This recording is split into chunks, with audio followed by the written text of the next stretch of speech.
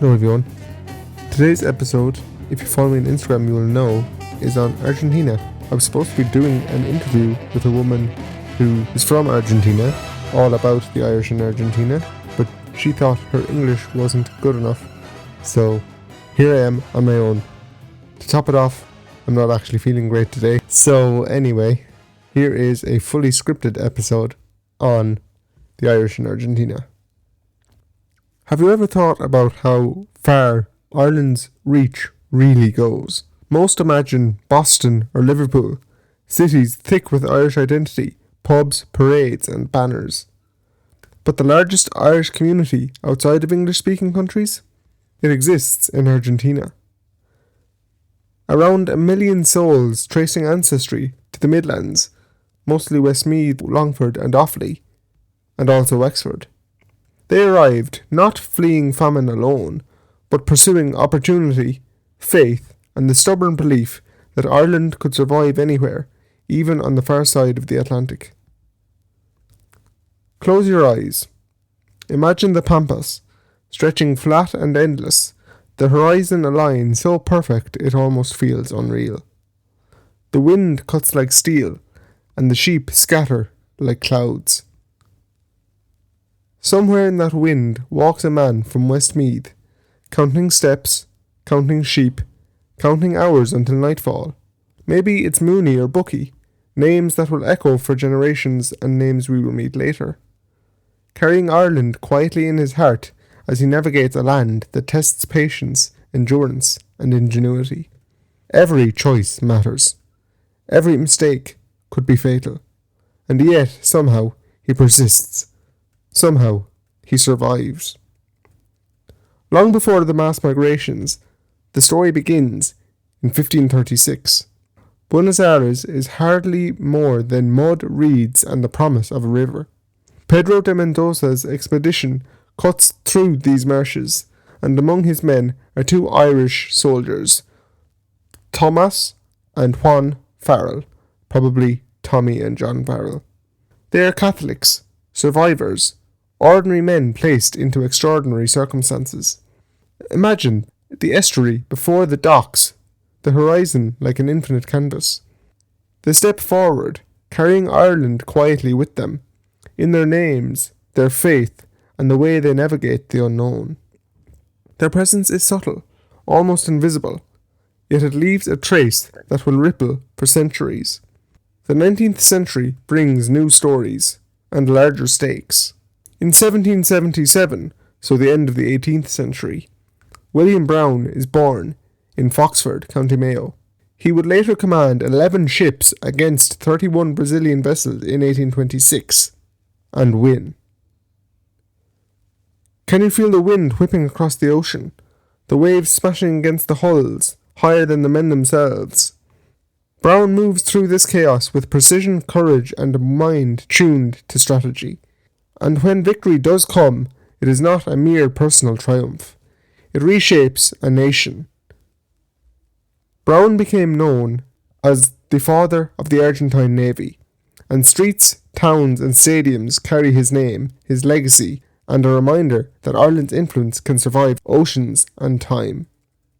Meanwhile, John Thomond O'Brien walks the familiar streets of the Midlands in 1827, recruiting shepherds for the Pampas.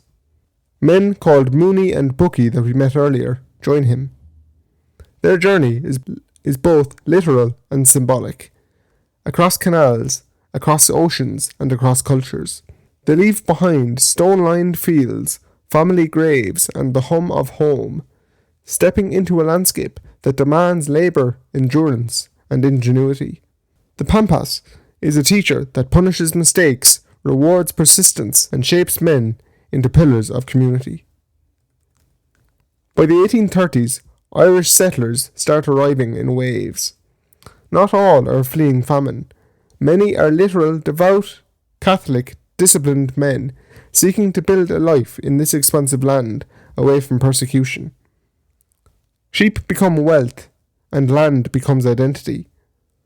Father Anthony Fahy, a Dominican from Galway, becomes more than just a priest.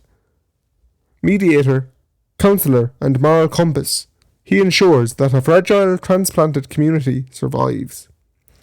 Every act, every choice carries the weight of generations. Faith and labour intertwine, creating invisible scaffolding that holds the community together. Yet, as with all nations, tragedy threads its way through the narrative. Camilla O'Gorman, in 1848, eloped with a priest, only to face execution while 8 months pregnant. The shock ripples across Buenos Aires, leaving a mark on Irish descendants, a story of passion, vulnerability, and the limits imposed by the surrounding society. Stories like hers bind communities as tightly as laws or contracts, reminding them of both peril and resilience. Communication becomes a lifeline. Newspapers, letters, and bulletins all act as conduits of culture. The Standard, established in 1861, aligns with commercial and British interests, while the Southern Cross, founded in 1875 by Father Patrick Dillon, carries mostly Catholic and Irish nationalist voices. William Bulfin arrived from Offaly in 1880, and he edits columns that weave the Midlands into Argentine consciousness. Every word sustains a thread, ensuring the transplanted Irish identity remains alive. Then comes 1889 and the Dresden Affair. 1,774 Irish immigrants, lured by promises of work and land, are abandoned. These were not the hardened sheep herders of the Irish Midlands, but mostly city slum livers. Hunger, illness, and despair follow, and many die. The Archbishop of Dublin formally warned against future migrants. As a result of the Dresden Affair in 1889, mass Irish immigration collapses almost overnight. Yet the survivors persist. They consolidate, adapt, and embed themselves into Irish Argentine life. Their quiet determination becomes the bedrock of a community that will outlast tragedies, dictatorships, and time itself. Irish influence in culture, sport, and identity emerges from these struggles. Football, as you would expect, is a heartbeat. Ferro Carril Oeste, founded by the Irish railway workers in 1904, wears Nile green, a subtle testament to heritage. The British Railway Company that founded the group originally wanted to wear red and white, St. George's colours. The Irish, who wanted no part in that, said, "Look around at all this green around us. Can't we wear something to do with that?" Football club Vélez Sarsfield, named for Dalmacio Vélez Sarsfield, who was himself of Irish descent, is by far the most famous directly connected Irish Argentine club, and it weaves pride into urban life. The Buenos Aires Hurling Club, founded in 1922, survives wars, scarcity, and neglect in keeping shamrocks alive on jerseys long after Hurleys fell silent due to difficulties in transporting the ash from Ireland to Argentina.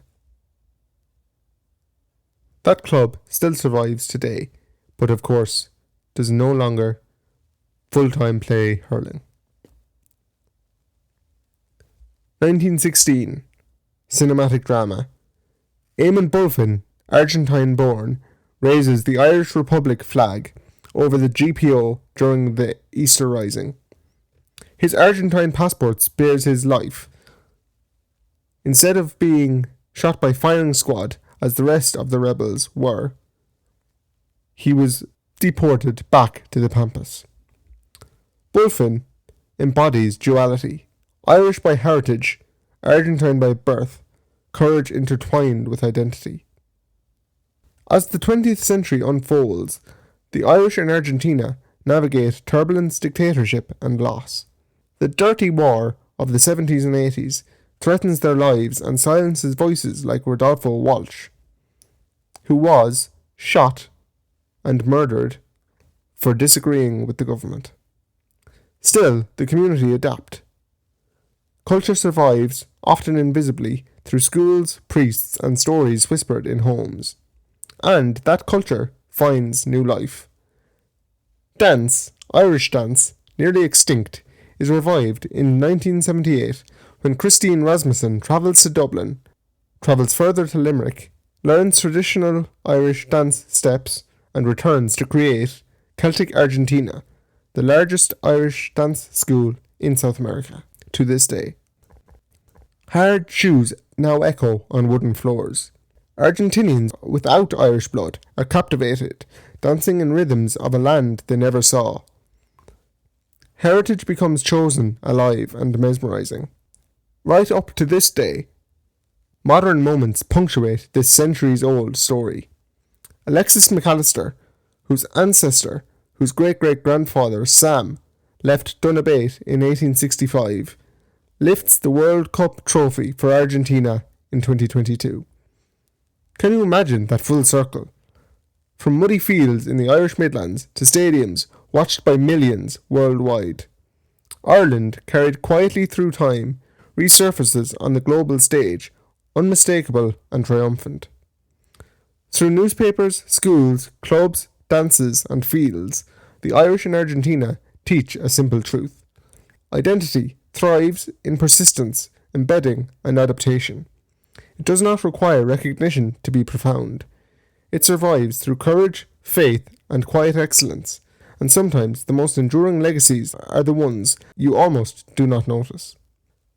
Next time someone asks where the Irish diaspora thrives outside English-speaking lands, you know the answer: Argentina.